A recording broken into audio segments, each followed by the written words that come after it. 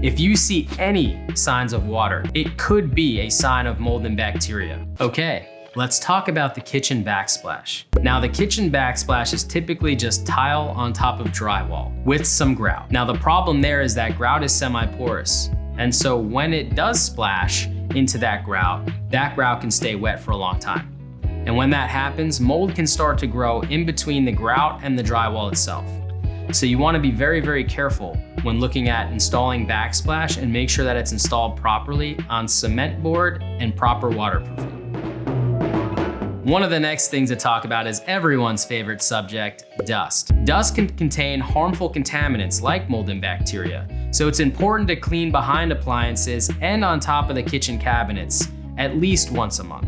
Let's take a look underneath the sink. If you see any signs of water, no matter how small, it could be a sign of mold and bacteria. You see, certain species of mold are actually lighter in color and harder to detect.